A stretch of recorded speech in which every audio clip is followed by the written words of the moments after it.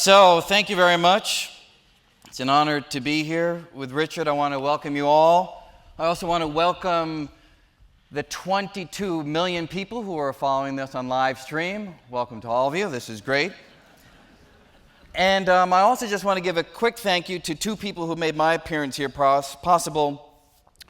My kids, Alec and Sophia. They would not let me go unless I said their name. Now I've said it. Okay, we are free to go.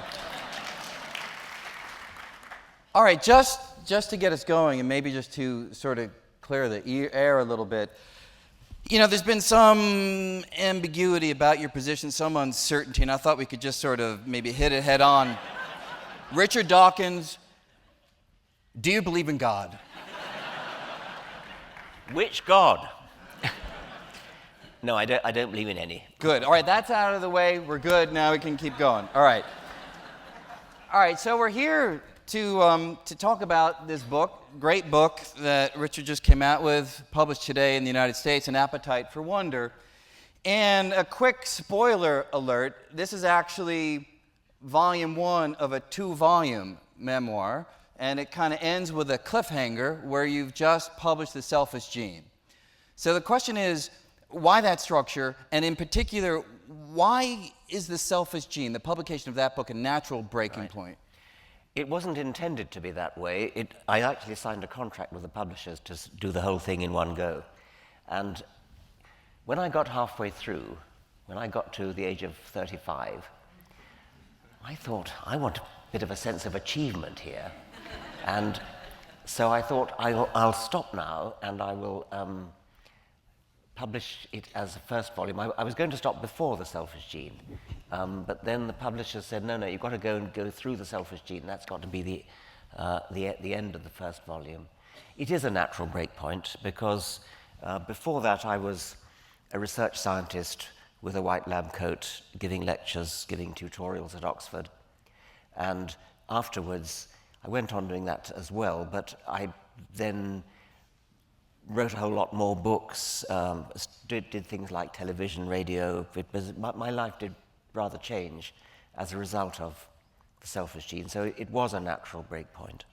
I mean, certainly that is the book where you became known to the world, right? I mean, that's certainly where I first encountered you. I was a physics student at Harvard, not doing any zoology or biology, and The Selfish Gene, a chapter was put into a reading packet for a course in philosophy that I was taking. I do hope they gave you royalties for the Xerox copies that they did. But the writing was, for me, a revelation because it was the first time, you and actually Daniel Dennett, who's also in that pack, it was the first time that real difficult science was just being spoken in plain language. So for me, it was a wonderful experience. But certainly I didn't know much about your early life until reading this book, and I suspect many are in the same boat. So I thought maybe we'd just do a quick history that you cover lyrically in the first chapters of the book. Where were you born? Nairobi, a place of rather unfortunate association just at the moment. I lived in Kenya for only the first 2 years of my life, and then went back to Nyasaland, where my father, that was what was called then, it's now Malawi, where my father was in the British colonial service. That was his career. And so I don't remember Kenya at all, but I do remember Malawi. And what was schooling like there? Well, I was sent to boarding school at the age of 7 in what was then Southern Rhodesia, now Zimbabwe. It was a remarkable school. It was a very, very English boarding school. It was a kind of export of a rather famous English boarding school called the Dragon School. The Dragon School is in Oxford, and it's a very fine school. And a master from the Dragon School called Tank, that was his nickname. I thought the nickname referred to the sort of tank you have in your roof, but it obviously in fact meant the kind of military vehicle that won't stop for anything. That must have been how he got his nickname. He went out to Africa to seek his fortune and started a kind of son of dragon school called Eagle School. And they had the same kind of traditions. They had a very adventurous spirit. They had the tradition of calling the teachers by their nicknames. And it's the only school I've heard of where, apart from the Dragon School, where this is encouraged. You even called the headmaster Tank when he was beating you, which, you say, sorry, Tank, you'd say. And is there something about that experience that you look to now, or that you would say have your fans, your readers know, that was really highly impressionable on who you became? I mean, is that a vital part when you look back? I'm not sure about that. I mean, it was so English, although it was in Africa. Yeah. It was a very, very English school, and we played cricket, and it was just like being in an English school, really. Home life was a little bit more exotic. I mean, home life was, I keep getting this, but I turned to Brian, I suddenly hit the microphone, sorry about that. Sort of like the voice of God when Yeah, you turn there, yeah.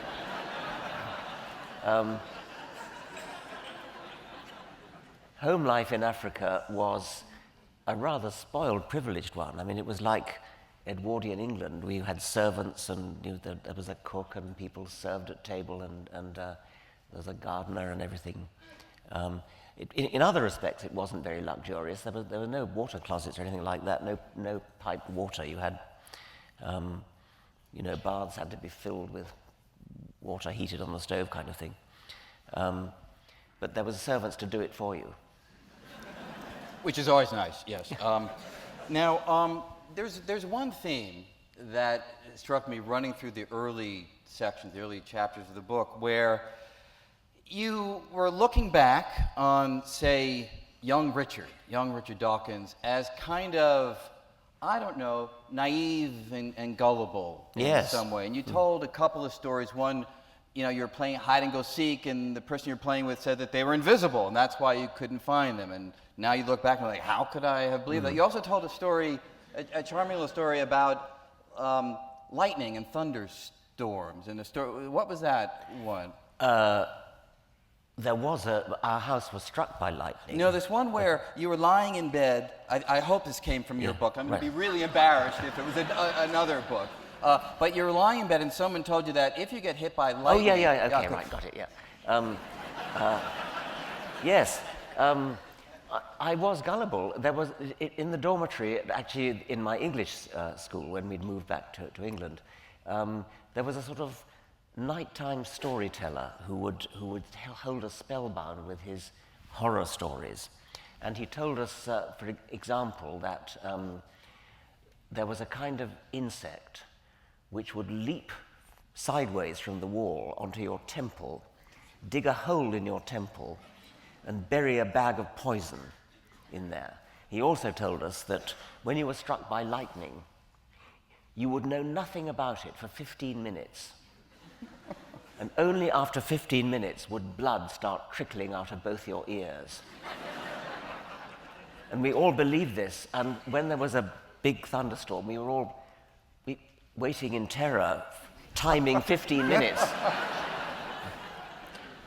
So I wasn't always the skeptic.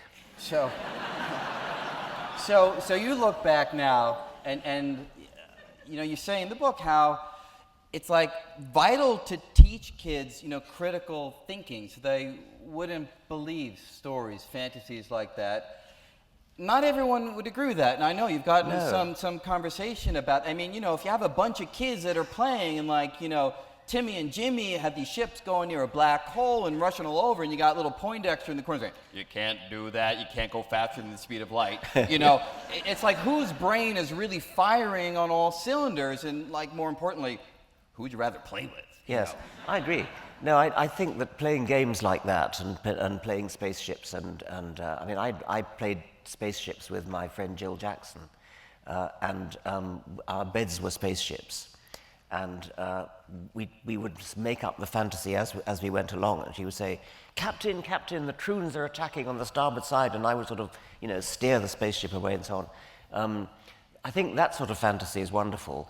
I think I probably draw the line at magic, supernatural magic, where frogs turn into princes and things like that, because that does, I think, possibly teach a wrong attitude to I mean, reality is so wonderful without supernatural magic, and I think I would have benefited from being a bit more skeptical. Partly, you told the story of when I was fooled by this chap who said he was invisible.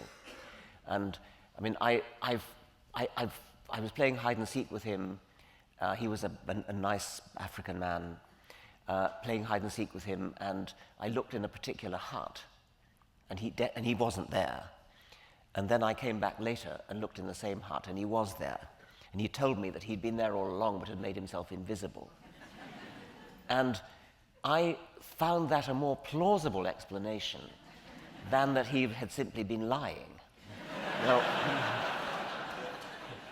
I think it would be good if children were a bit more skeptical than that. But can I ask you one question that, maybe it's more just for my own personal use, because, I'm Jewish, my wife is Catholic. What do you do about Santa Claus? Like, where does that fit in? It's a bit of a mystery, because all children believe in Santa Claus, and then they learn that it's not true. But for some reason, they don't then generalize the principle. My parents have lied to me about this. I don't mind. I mean, I don't want to be a killjoy. I don't want to be a Scrooge about this. But instead of telling a child there is no Santa Claus, what about saying something like, well, let's just work this out. How many chimneys are there in the world? But here's the problem. Yeah. I tried that approach, and my wife got furious at me, right? Spoiling, this wonder of Santa Claus. So I went out and I got like this 99-cent app that showed Santa going around the earth, in a very fast spaceship, and I could show the kids to reconvince them that Santa Claus was real. But putting that to the side, the curious thing that has happened, and I think this is really the question that I have, it has provided an opportunity, an unexpected opportunity for that kind of critical thought, because we celebrate both Hanukkah and Christmas. These presents come in December. Now, the Christmas presents, they come from the North Pole delivered by Santa. The Jewish, the Hanukkah presents, they come from Amazon delivered by FedEx, So what my kids do is, ultimately the presents all get in one big heap 6 months later, something breaks and I'm like, oh, don't worry about it. We got it from Amazon. We can just order another. They're like, you got that at Amazon? You told us it's Santa. Right? Yes, that was one of the Santa ones. So really, my son in particular has now gone through a very dedicated analysis, critical thinking, where on his own he's coming to this conclusion. It seems better to allow someone to go through that process of having some idea that really doesn't hold water and let them find the leaks. There's a lot in that, and I think that's right. I can remember believing that if you prayed for something hard enough, you'd get it. And I tried it. Well, that's true, right? I mean, I tried it experimentally, and it didn't work. But would you say that your own life, looking back now, again, I'm not trying to be an armchair psychologist. Looking back, through the book, it strikes me that part of your passionate devotion to making sure that people don't hold these false ideas, does it come from looking back at young Richard and having that sense of aghast? How could he have believed that? No, I don't think so. I'm not a good psychologist. No, but I do think that you and I both know that reality has a better magic anyway. Yes. And somehow it's demeaning to feed a child with the magic of spells of frogs turning into princes and sleeping beauties and things where, or werewolves or ghosts and things like that, because reality is so much more wonderful and so much more magical. And I think it gets in the way, but I get kicked around the room whenever I say this, spoiling the magic of childhood. I want to put a better magic into childhood. Right. I guess the question is, there's a judgment call, I guess, as to when a young mind is sort of ready to really appreciate that kind of wonder. and when the other kind of magic is preparing them in some way for it. Well, it may be preparing them, but it may also be preparing them in a false direction. I mean, I was devoted to Dr. Dolittle. Do you have Dr. Dolittle in this country? Yes. Yeah. And who could talk to animals, and all the plots depend upon his ability to talk to animals.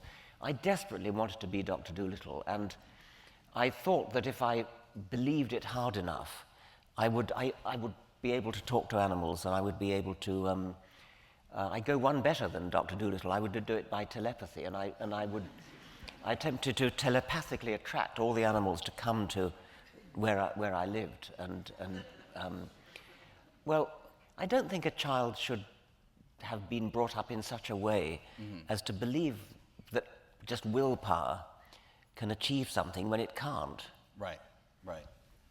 Now, you then moved back from Africa to England. How old were you when that? 8. 8. And what drew your family back? Well, my father thought that his career would be in the British Colonial Service, but unexpectedly he was left in the will of an extremely distant cousin. I suppose you could call it the family estate. It was rather a reduced estate by the time 1946 came when he got it.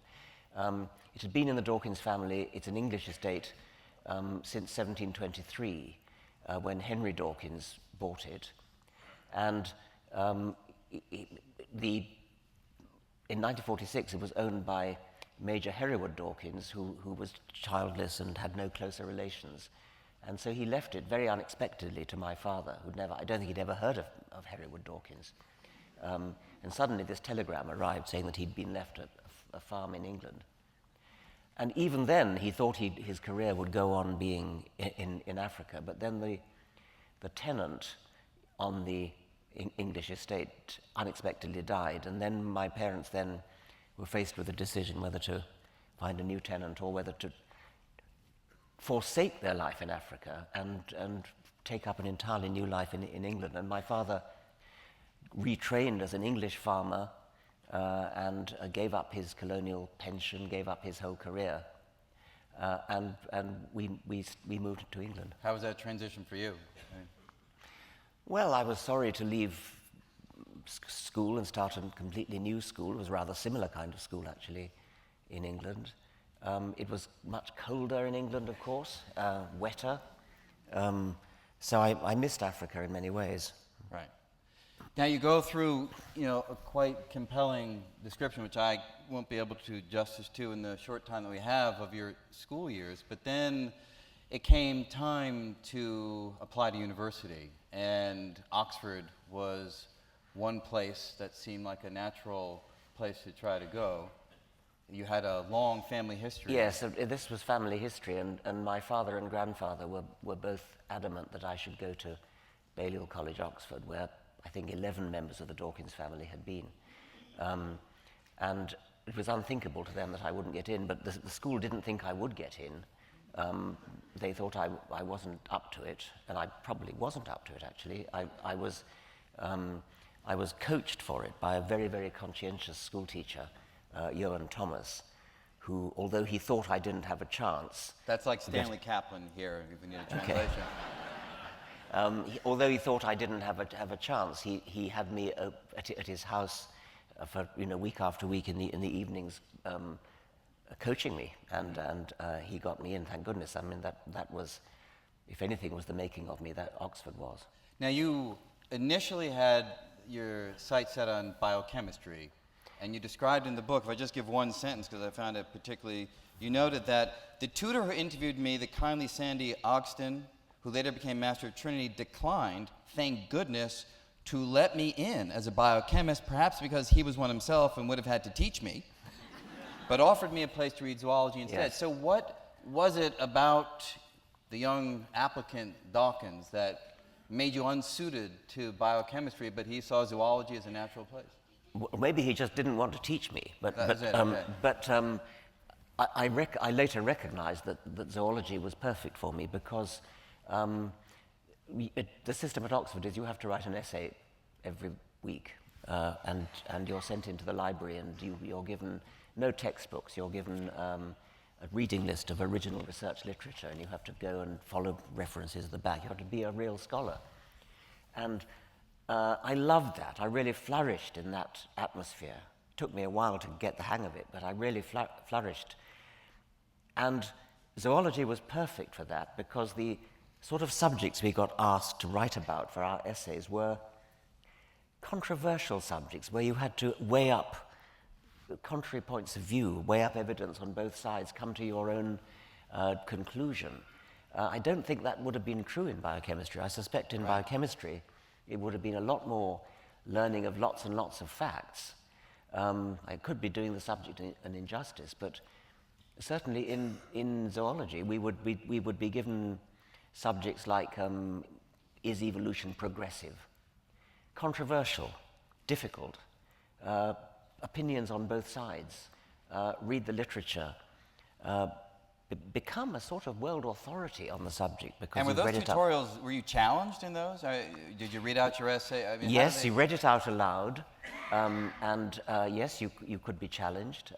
The practice of reading aloud has rather dropped now. It's now the tutor is expected to read it ahead of time, which means the tutor's even more conscientious. My Uncle Bill, who appears in the book, a generation earlier, was also at Balliol College, and he was rather good at rugby and cricket and things, and he wasn't quite so conscientious at writing his essays. And on one occasion, he, I'm sorry to say, copied his essay out of a book. I'm sure he didn't always do that. But anyway, he was reading his essay out, and the tutor silently rose from his chair, went over to the bookshelf, selected a book, and then began following with his finger. And my poor uncle was forced to simply go on reading his essay right through to the end, whereupon the tutor snapped the book shut and said, "I see you agree with Mr. So-and-so."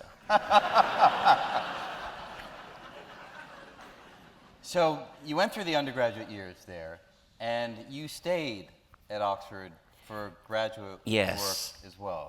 I stayed to be, I joined the research group of Nico Tinbergen, who's a very famous scholar of animal behavior. He later won the Nobel Prize. And he had a flourishing research group with a wonderful atmosphere. I became a graduate student among other graduate students. It was one of the happiest times of my life. We had Friday evening seminars, which stayed with me forever. They lasted 2 hours, but you didn't notice. The time flashed by, and the reason the time flashed by was that we didn't just listen to somebody giving a talk and then have questions. The whole time was interruption, argument, discussion. Nico himself encouraged that. He almost wouldn't let the speaker get the first sentence out before he would interrupt. Yeah, but what do you mean by? And then we would be off. And that was a formative educational experience for me. Can I tell you one thing that was interesting when I read it, perhaps even a little surprising?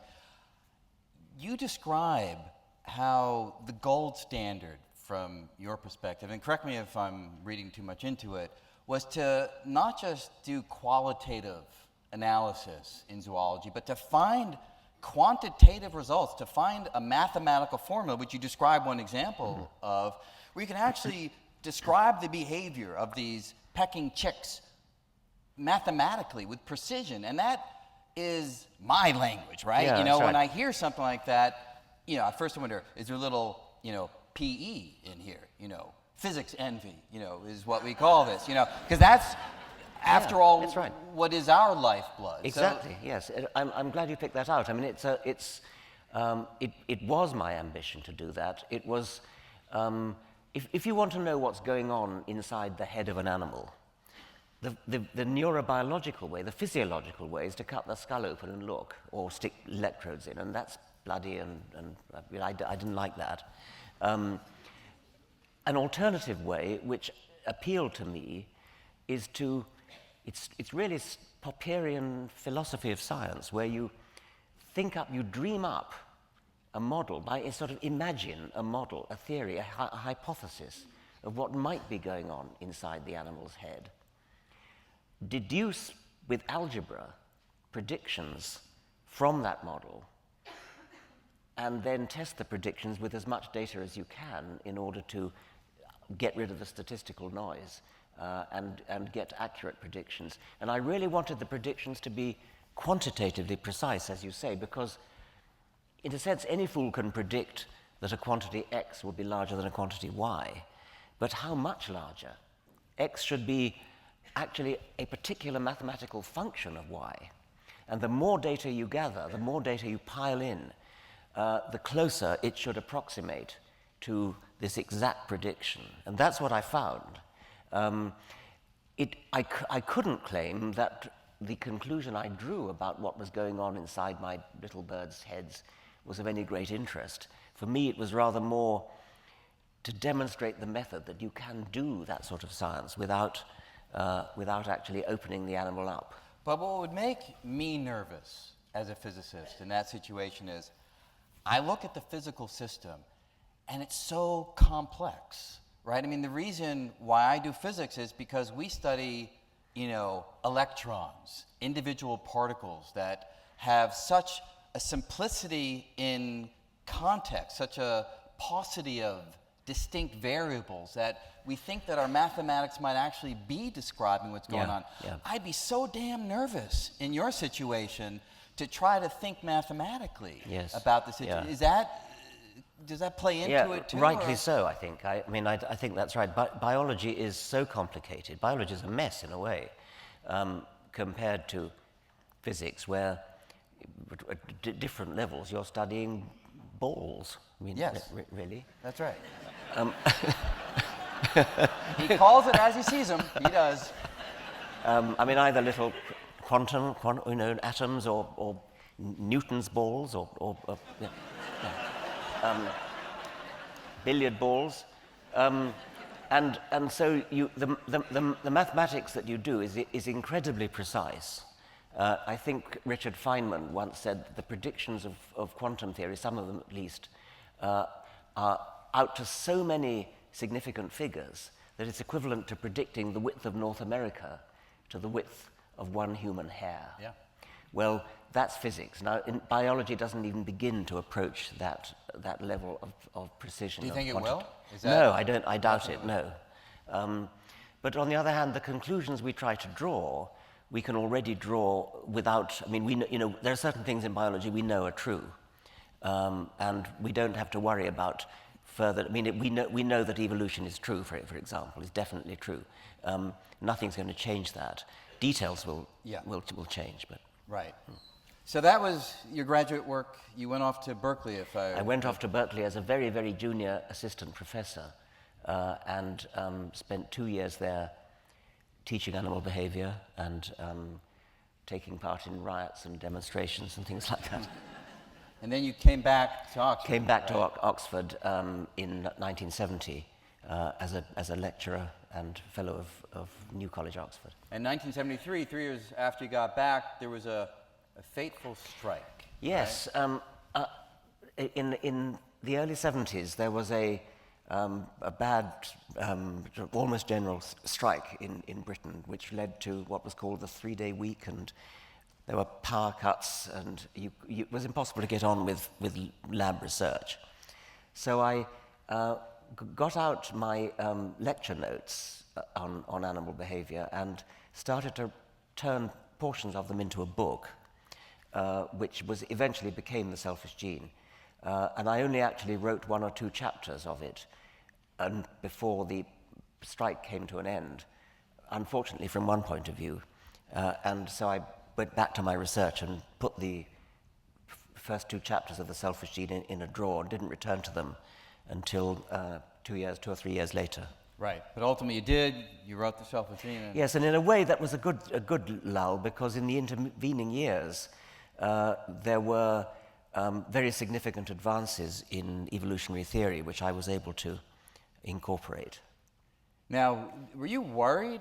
I mean, when I wrote my first book, I waited till I had tenure. And, people started to say, you're going to get the whole Carl Sagan effect of people sniping at you in the community. It didn't happen to my face. I mean, who the heck knows what happens behind your back? But was that a concern? Because you were, many decades ahead. Well, I don't know. I think the Carl Sagan effect has died away, actually. Now, yes. But you're talking 76, right? That's true, yes.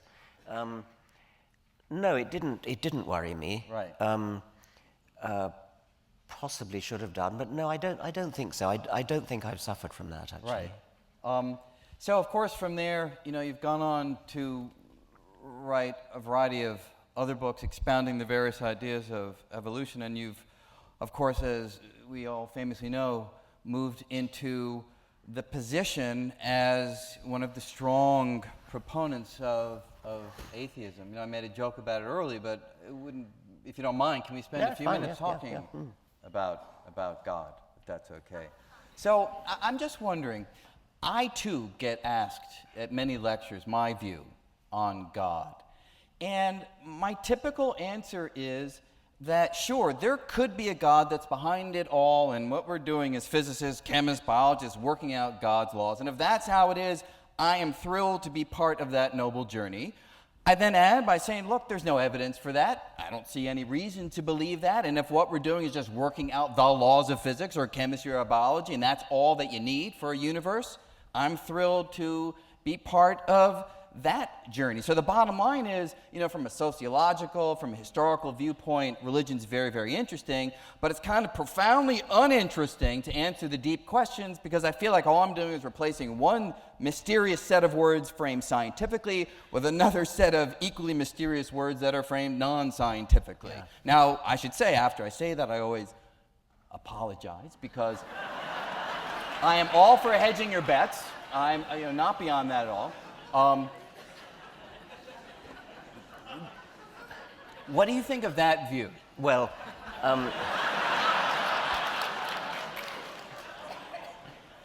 I think that the sort of Newtonian, Newton thought that he was working out God's laws, and he was demonstrating the glory of God's mind when he worked out the laws of mechanics and so on. I'm not so at ease with that as you seem to be, because it does seem to me that if there is a supernatural, superhuman intelligence that worked it all out, in a way that undermines the entire scientific enterprise, because we are, maybe an evolutionary biologist feels this more strongly, the whole enterprise of evolutionary biology is to explain how you get prodigious complexity and design from virtually nothing. I mean, we hand over to physicists when we can go beyond the virtually nothing to the absolutely nothing. But if you start from quite an advanced level, bacteria, and work up to mammals and humans, we have a working theory which we know is true, which explains how you can go from great simplicity to prodigious complexity, and finally to the sort of complexity which is capable of designing things, of creating things, of working out how to do things. Well, if you are suddenly going to insert a designing machine, a creator, an intelligence at the root of the universe, you've just undermined your entire enterprise, because your entire enterprise has been to explain how you get to something complicated enough to do design. But even if that being just set in place the laws and then stood back? Even that, even the deistic God who sets the laws in place and withdraws, if the implication is that those laws were cunningly designed, cunningly crafted, as many people think they were, so that atoms should come into existence, so that chemistry should come into existence, so that stars should come into existence, so that nuclear reactions in stars could produce the elements, so that they'd explode and we'd get a suitable chemistry to make life, and then the origin of life and so on. If the deistic God thought all that through and set up the laws of physics, then he would have to be damn clever. he would have to be the physicist to end all physicists. I don't care if he then withdraws. He needs an explanation in his own right. And it seems to me that the noble scientific enterprise is to start from as near nothing as you can get. Yeah. And See, the funny thing is I agree with everything that you say, but I have no issue, and I've never heard it from you, but some of your group has gotten kind of mad at me, calling me an accommodationist. You know, I have sort of no problem with that really smart God physics guy behind it all. I don't understand why not. I really don't. You know? Why doesn't that undermine the whole scientific enterprise? Because, again, I don't think it's true, but if it turned out to be true, I would feel like, hey, there's this fantastic puzzle that we worked out from this point forward, and yeah, that being set it all up in motion, but it was a great journey to figure out the puzzle. Oh yeah, that for sure. know. But aren't you dissatisfied because you haven't explained? You've explained precisely nothing because it was all there in. Well, I guess I would say it's sort of like if you're given one of those brain puzzlers in a book. Some smart author has worked out the brain puzzler, but damn, I still enjoy figuring it all out. No, it's and it feels very satisfying, and I feel like I got somewhere. Yeah. You know. Now, I feel funny saying this because I don't believe what I'm saying is true. But I'm talking more, of course, to the point of I know principle. you don't believe it, but you shouldn't even be satisfied by it. I mean, I still do. I still feel satisfied. No, puzzle solving. Yeah. Puzzle solving's great. I mean, you can enjoy solving a crossword puzzle, although you know that a human mind set it. Yeah. But you want to know what gave rise to that mind that set the crossword, and we know that. I agree. You know, if you can go further back, the further back you can go, the happier I am. Maybe that's a way of saying it. And I'd be like pretty damn happy to go from a billionth of a billionth of a billionth of a second after the beginning till today. And if we could fill in that other piece and didn't have to mention creator, I'd be pretty happy too. But it's not as though if we had to, all of a sudden I feel like the whole enterprise was a waste of time. No, you wouldn't feel that. You know. So I guess that's sort of what I'm saying. But maybe it's because biologists are so. I mean, it's our business to explain where brains that are capable of designing come from. But you don't have to even go anywhere near as far back as I do. So in some sense, you'd put the wall much further ahead in time. That's true. If I'm satisfied, by God, you should be satisfied. No, that's not true. Not true. Let me just change it slightly. Okay, all right. And a more pragmatic, even strategic question. So, there are times that people challenge physics, that Einstein's false, Newton's, all this sort of stuff. And typically I don't engage with them because I've never found it satisfying, never found it fruitful. You, on the other hand, do engage with people who really go after evolution as saying it's just not true. And I was watching an interesting video, and again, if any of this you don't want to talk about, push us along. But there was a video with this woman, Wendy Wright. I found it very interesting to watch because I saw you making all the good arguments. But a good argument will never make headway if the participants don't agree to certain basic rules of engagement. Yeah. And at some point, I was wondering if it was fighting a just losing battle. And so did you find that satisfying, that conversation with her? Of course not, no. But in a way, I mean, she was purporting to be playing by the same rules because what she kept saying was, show me the evidence, show me the evidence. Right. But you must have known that going in. Well, right? But I mean, I kept saying, okay, let's go to the museum. I will show you the evidence. Yes. But you're assuming that if you laid out a logical argument, she would be convinced. No, well, okay. But that is clearly... No, clearly not. Well, in her case, I would not have aspired to change her mind.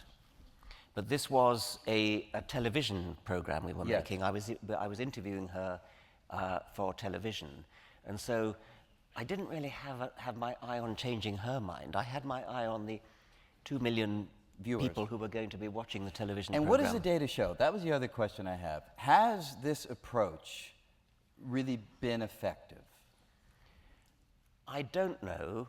I suspect so. I think that my guess is that there are a very large number of people who are sitting on the fence, or perhaps hardly even realize there was a fence to sit on, and who will see something like my interview with Wendy Wright and will be swayed to think this is actually quite an interesting subject, and I will indeed go and look at the evidence. So I'm hoping that's and true. is that better than, again, my approach has always been sort of, and it's yours too, really, to show people the wonder of science and get them excited about the power of scientific explanation rather than trying to say this other stuff makes no sense, don't touch it, but just show them the wonder of this. It goes back to Santa Claus, really. You know, do you want somebody to discover the power of the scientific approach, or do you want to tell them that this other approach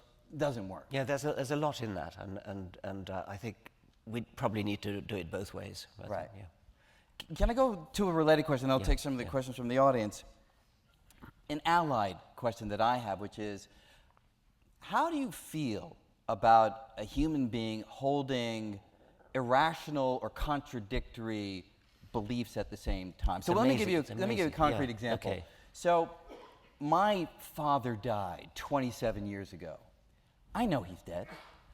I still talk to him on a regular basis. There are cases when I'll ask him to do things. As a physicist, I know that makes no sense. As a human being, I don't give a shit.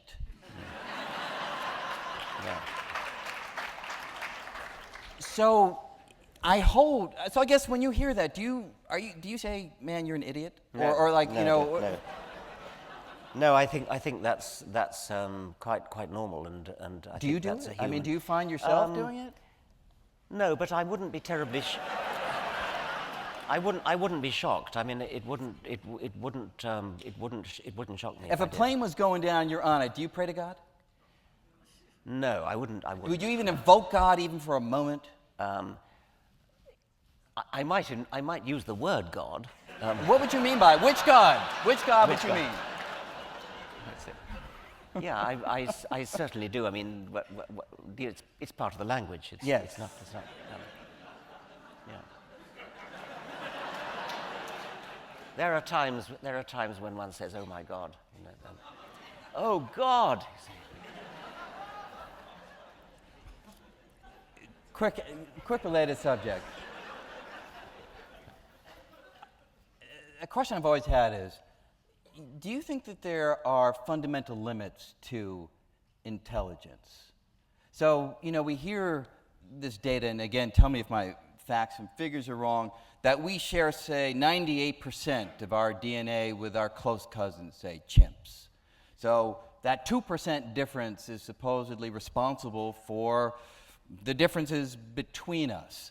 A question I have is that the right way of looking at it, or is the vast majority of the DNA doing sort of under-the-radar processes, and the real part that we should be looking at, we differ by 50% or 80% on that? Oh, I think that's right, yes.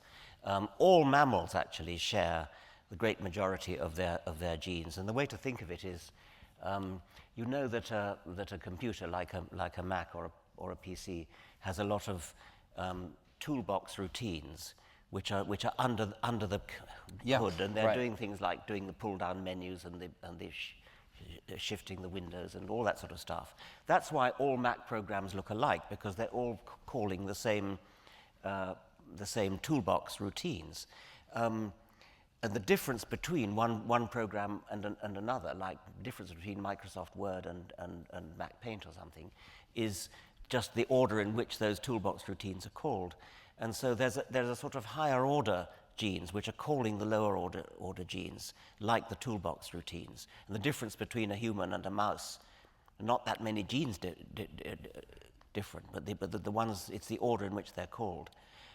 But you started by saying limits to human intelligence, and the thing that impresses me is that we are we are African apes, and we are adapted to hunt and gather on the African savanna. And you wouldn't think that in order to do that, you would need to be able to compose a symphony or write a poem or do physics. In fact, those who did physics probably got eaten, right? Yeah. They should have been looking out there. Exactly. Right. Exactly. So there is, there seems to be an enormous capacity for emergence in the human brain when you add culture, when you add the remarkably fast process of cultural evolution with no effective genetic change at all, and what we can do, even if you just go to, what Archimedes did, and then go on to what Newton did, and then go on to what Einstein did, and go on to what modern quantum theorists do. It's so far beyond anything that our wild ancestors were ever called upon to do. But why can we do it? If it's not selected for in a very basic way, why is it there? Well, think of this analogy. A computer, it's called a computer because it's a calculator. I mean, it does arithmetic. Are you saying this is like a side benefit? Yeah. I mean, once you've got the principle of a programmable computer, which originally was built to do mathematics, you suddenly find it can play chess, it can word process, it can do your accounts, it can simulate Vancouver. It doesn't require much additional effort. Once you've got this idea of a programmable, versatile machine, you can make a computer absolutely become another kind of machine. Right. It can simulate anything, and I think you call that an emergent property, and I think that the human brain accidentally, as a byproduct, because of something about what was necessary in order to survive in the African plains or something, gave us brains which were capable of showing these emergent properties. And who knows what the limits are? I mean, who would ever have predicted that you could get a genius like Einstein? Right. And so what next? Right, but the flip side, of course, is there are other intelligent animals walking around the Earth who can't understand certain deep truths that we found, right? I mean, dogs don't understand general relativity. Every time I say that, I think the dogs are out there, he thinks we don't understand general relativity. But sort of putting that to the side, one presumably thinks that we're in the same boat, that the deep truths may be right here for the taking, but like the dog, we just don't have the gray matter to figure it out. I think that's perfectly possible. There's a lovely, not lovely, rather nasty actually, science fiction story, but Fred Hoyle's The Black Cloud. We don't know that one. Okay. Yeah. Well, there's a superhuman intelligence which we humans get in touch with, and at the end of the book, the humans start to converse with it about the deep problems. They call them the deep problems, and you've just used the phrase. And the superhuman intelligence, which is a great big cloud, offers to teach them the deep problems, and they die. Their brain just overheats. It can't. Smoke comes out, and that's right. it. Yeah, right. That's right. So it could be like that. Right. But on the other hand, it could be dangerous to think about. It can be dangerous. But on the other hand, we've progressed so far towards the deep problems since our Pleistocene ancestors that it would be a bold person who would predict that we can't go on. Are you surprised? I mean, we all talk about the great variation of life on Earth, and you see these wonderful pictures of deep sea. I mean, it's really rich. But at another level, I'm really wondering, are you surprised at the limited range of life on Earth? I mean, when you think about the number of sort of distinct senses that different living organisms have, you can count them on probably two hands, right? Yes. The senses. As a physicist, you ought to accompany that by saying, well, why don't we have such and such a sense? Yes. And I'm not sure you'll be able to do that. I would have thought, actually, we probably do have senses to do most of the things that physics allows us to do. We don't have radio. Other ranges of the spectrum. I guess you could say that we live in a world where the sun's rays are in a certain wavelength, and therefore those are the ones that are most useful for us to have. But we have Well, when echolocation was discovered, bat sonar, yeah. Humans had discovered sonar for military purposes before Donald Griffin discovered that bats do it. And Griffin has a story that his colleague who worked with him on it, Grinnell, was reporting on the bat sonar at a conference of, I think, engineers. And one of them was so furious, he actually seized Grinnell and shook him because he couldn't believe that bats had got there millions of years before humans. But so echolocation, electrolocation in fish is another sense which we're not not aware of, but which physicists could have predicted. I think that if you sat down as a physicist and said there ought to be an animal that uses such and such a medium, So if we find life elsewhere in the universe, you imagine that their senses are going to be pretty similar to ours? I have speculated about this. I think, provided their world has, it's obviously going to have a star with light. So there will be light. Light provides an obvious way to make sense organs because photons travel in dead straight lines. They're reflected in a beautifully geometric way. So I would expect there to be eyes. There are 9 different principles of eyes in the animal kingdom. Principle of eye meaning ways in which they see. Ways of doing optics. I see, yes. Okay. And all 9 of them. I don't think we know of any other kinds. And for example, we and many other animals have a camera eye with a lens which focuses an inverted image. Compound eyes are a great big sphere or hemisphere of lots of tubes pointing in different directions. And so insofar as there's an image at all, it's not an inverted image, it's the right way up.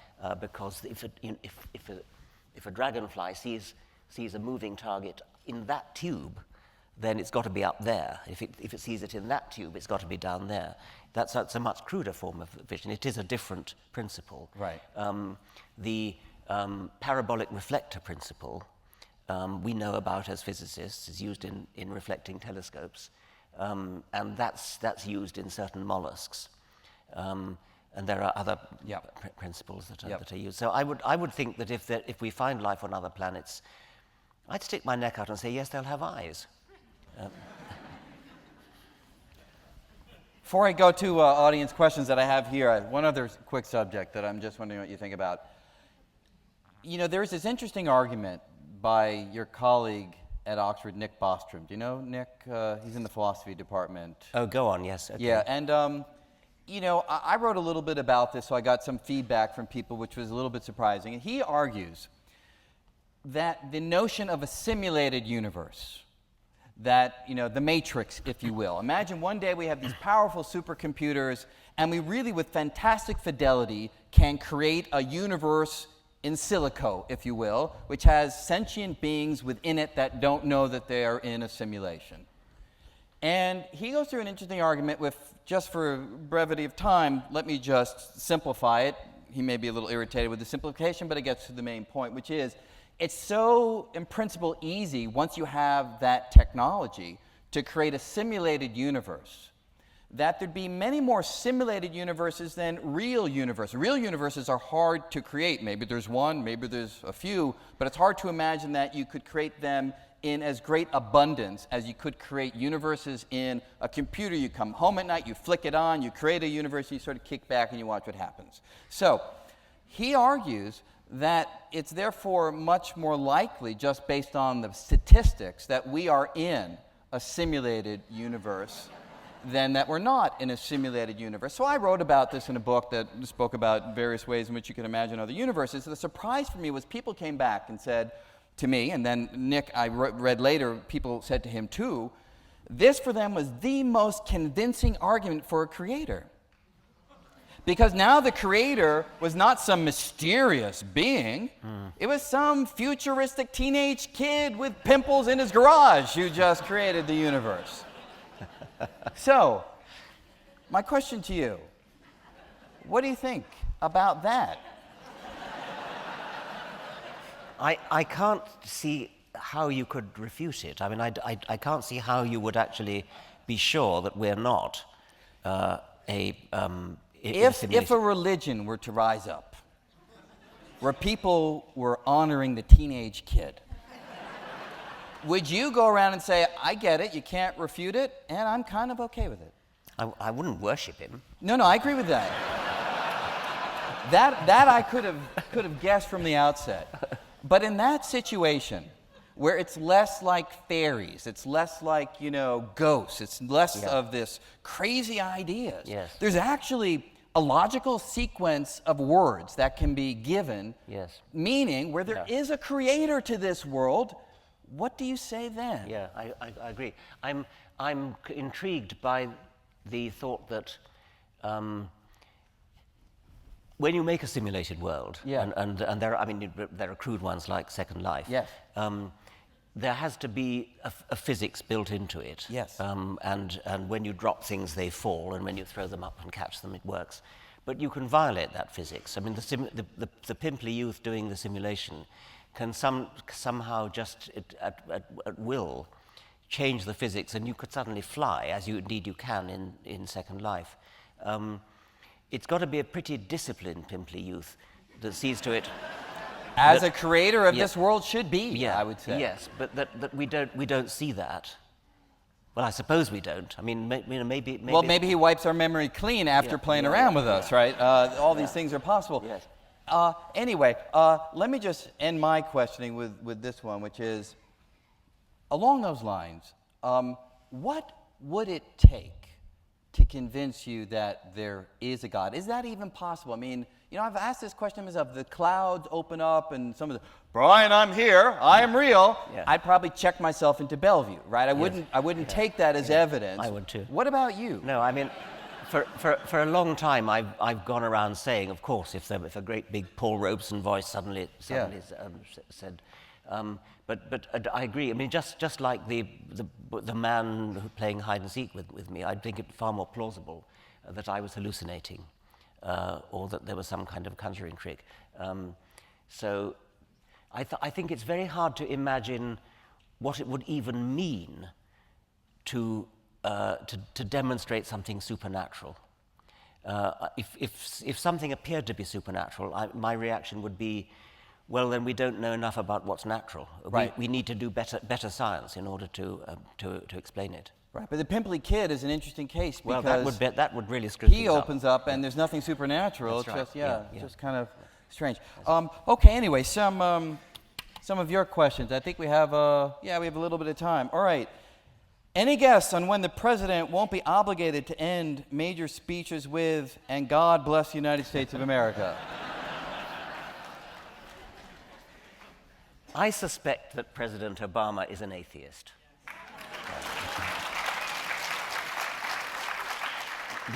The interesting question, and I wouldn't be surprised if Presidents Clinton and Kennedy were as well. It wouldn't, but the interesting question then is, when will they dare to say so? When will a president dare to say so? And my suspicion is that there may be a certain amount of emperor's new clothes going on here, and it's widely believed that you cannot get elected in the United States unless you say, "In God we trust," whatever it is, that God bless America. Maybe it's just not true. I mean, maybe nobody's tried it. Maybe we should all be, not we, I can't speak for you, maybe you should all be writing to your congressman saying, you don't just have to suck up to the Catholic lobby and this lobby and that lobby and so on. What about the atheist lobby? We exist. We're actually quite numerous. So don't take us for granted. And maybe that'll come soon. Maybe there'll be a tipping point. Maybe somebody will blink. Yeah. I've noticed there's a certain niche group of people who follow your work in order to spread your ideas to the general public of looking at things logically. How do you inspire those who are ignorant? Well, we covered that a bit with Wendy Wright, didn't we? Yeah. Yeah, okay. For both of you, how do you think humanity will escape what Carl Sagan called our technological adolescence? what would convince you that we're finally growing up as a species? I'm not sure where he said that. Do you remember where he said that? I don't, actually. I don't know if the questioner can fill us in or if it matters. But Adolescence. In Contact, the novel. Okay, yes. I mean that's a possibility that nuclear proliferation. I mean, it's been speculated that there may be a rather brief window in any planetary life form between reaching the sort of advanced technological level where we might get in touch with them. But this is attempting to explain why we haven't actually received any signals from extraterrestrials. It may be that the window between the moment when they reach the technological threshold of being able to send radio signals that far and then wiping themselves out is a brief little blink. So all over the universe there may be little kind of winkings of intelligent life coming into existence and almost immediately, by geological standards, wiping themselves out. Could it also be, I mean, we spoke a little bit about this, but the question leads me to ask it further. You know, I suspect you think that life in the universe is possible or maybe Yes. even likely. Yeah. But it's less obvious whether intelligent life is ubiquitous, where by intelligence I simply mean that they can send out those radio signals. Yeah. I mean, there were a lot of dinosaurs ruling Earth for a long time. Yes. It was some happenstance meteor that seemed to have changed the course of biological history. Yes. What if that's a very rare event? I think there are probably various thresholds that a life form passes through, and producing, in our case, the eukaryotic cell was a kind of threshold, and then maybe language might be another Right. threshold. Radio technology, which is capable of deploying the rather large amounts of energy it'd be needed to reach us. I mean, obviously, we're talking about great distances here, and so that it could be that life itself is common enough, but that life that's capable of generating something that we can detect. Yes. It may be extremely rare. Yeah, it could conceivably be unique. It could be unique. Right. Even life itself could be unique. I mean, we don't know that, and that has the interesting corollary, since the number of planets in the universe is so enormous. If you want to believe, if anybody here wants to believe that life on this planet is unique, then you're immediately committed to the view that the origin of life on this planet was a staggeringly rare event. Yeah. So rare that you'd be totally wasting your time trying to work out what happened, because what we're looking for is not a plausible theory. We're looking for an almost unbelievably implausible theory, because if it were plausible, the universe would be crawling with life. But we can find implausible theories with great plausibility. I mean, there are physical theories that are highly, highly tuned, therefore very implausible, but on paper we can write them down willy-nilly. Okay. Yeah. So because what you said suggested, if we find the explanation for life, that means it's likely to be a commonplace occurrence because the explanation was so straightforward. Yeah. But I don't know if that's convincing, because we're pretty good at finding rare explanations. That's an interesting point. Can you speak to why there are no high-profile female atheists? Why is it sort of a white man's club? Well, I don't know that it is. I certainly don't think it should be. No, I mean, I don't have any explanation for that, and I hope it's not true. Are you going to look for an explanation, or is that kind of a question that just sort of? I don't think there's any difference in the sexes that matters in this respect. Brian, Big Bang, Big Crunch, Big Bounce, or infinitely old universe? Richard, to what extent does the notion of the Big Bang rest on mankind's need to know how it all started? Must there be a moment of creation? For me, yes on Big Bang, probably no on Big Crunch. Big Bounce seems pretty damn unlikely, and infinitely old, not in this universe. Richard, you. What was my question? What was my question? Your again? question was, to what extent does the notion of the Big Bang rest on mankind's need to know how it all started? Must there be a moment of creation? Must there be a moment of creation? Well, no, because the steady state theory, which is now unfashionable, postulated no moment of creation. The universe was with us forever, and matter was created in the interstices between galaxies. So, as it happens, physics doesn't support that nowadays. So, the Big Bang rests on physical evidence, not on man's need for anything. Which do you believe will have the greatest, most transformative impact in the next 50 years? Genomics, AI, or robotics?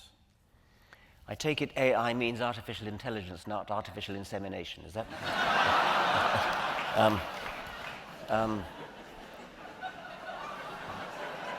Well, I come from a farming family, you understand. I think they kind of go together because genomics is advancing at a great speed because of Moore's law, which is the empirical law, which I don't think anybody's ever fully explained, that computer power measured in various ways increases at a pretty fixed exponential rate. I don't think anybody knows quite why that is, but it's been true for a long time now. And genomics is so computer dependent that it also advances at an exponential rate, and this you can actually demonstrate by looking at either the dollar cost of sequencing a genome or the time it takes to sequence a genome. It also seems to be exponential over the time that genomes have been sequenced. Right. What do you think of the recent-ish discoveries that one person may hold multiple copies of genes? Does that affect the current model of natural selection? I don't see why that would affect the current model of natural selection. It complicates the genomics, but the model of natural selection, which says that natural selection is the differential survival of genes in gene pools, it doesn't matter if they're multiple copies, it still works.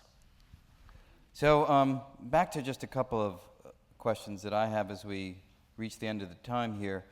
At the end of the book, you began to muse, and you describe how, if you don't mind me quoting for just a moment, as a man looks back on his life so far, how much of what he has achieved or failed to achieve could have been predicted from his childhood, you write? How much can be attributed to measurable quantities, to the interest and pastime of his parents, to his genes, to his happening to meet a particularly influential teacher or happening to go to summer camp? Why do those questions matter to you? I'm intrigued by the extraordinary luck of the happenstance that gives rise to each one of us and to really everything in the world. I've dramatized this by saying, what if a particular dinosaur had sneezed at a particular moment and thereby changed whether or not it caught? If it hadn't sneezed, it was just about to eat a little shrew-like animal, which was to be the ancestor of all the mammals.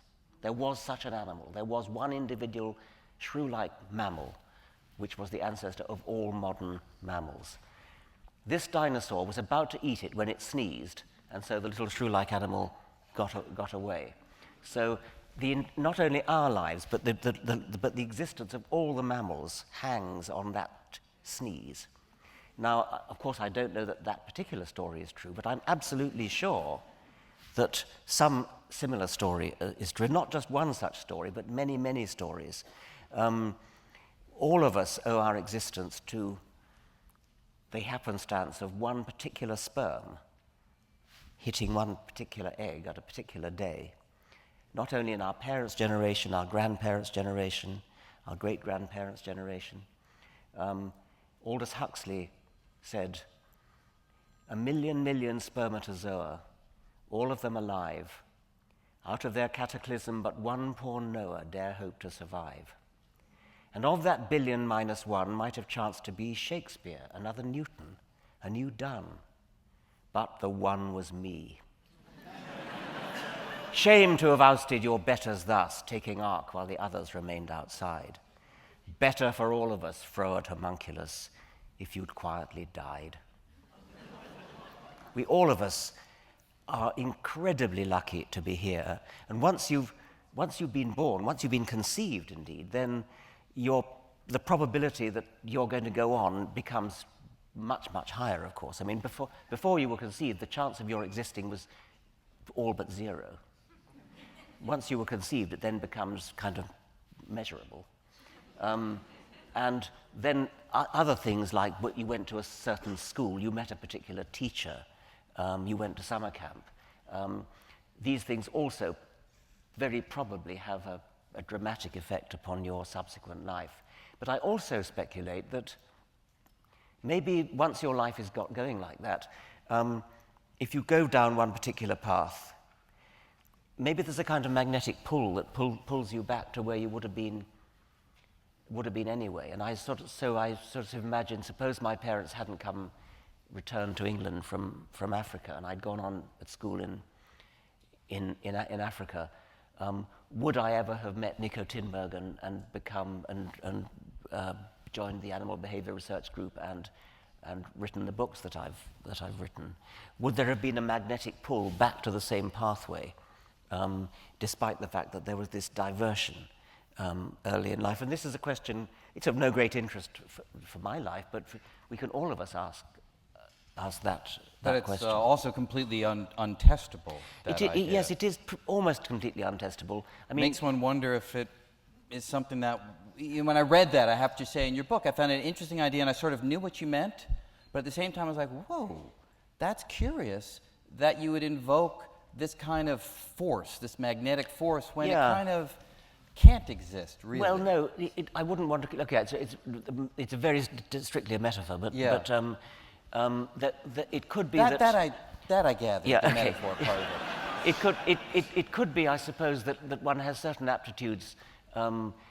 If say Mozart had not been given music lessons by his father, Mozart's musical genius would probably have pushed him into a musical career anyway.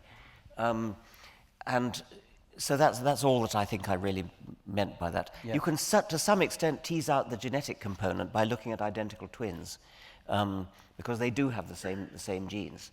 And there are a few dozen known cases of identical twins who, for accidental reasons, happen to be reared apart.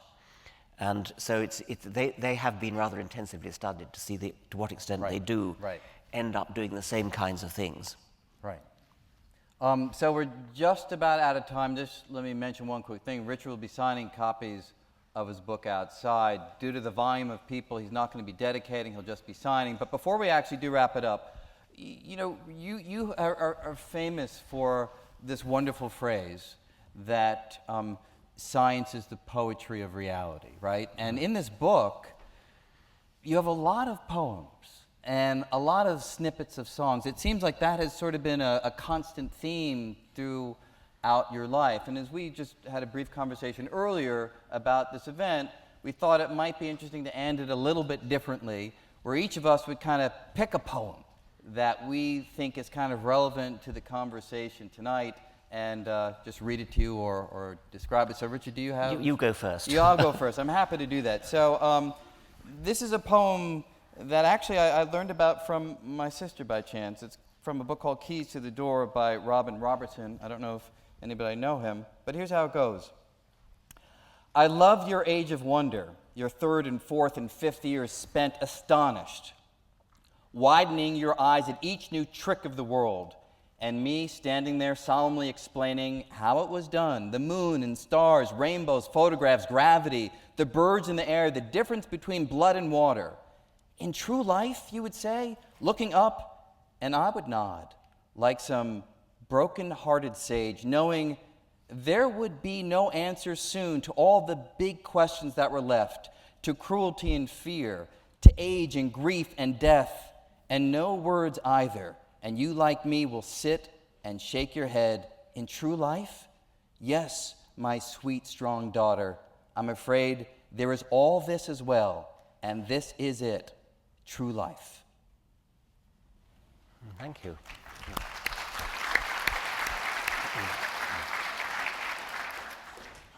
I'll try a short poem by W.B. Yeats, who was very much not a scientist. He was a mystic. But this, to me, carries a sort of message of scientific wonder. Be you still, trembling heart. Remember the wisdom out of the old days.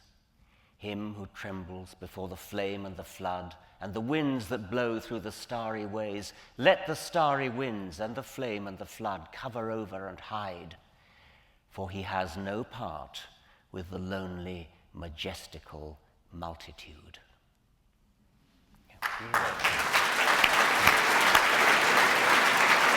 So, please join me in thanking Richard Dawkins, everybody.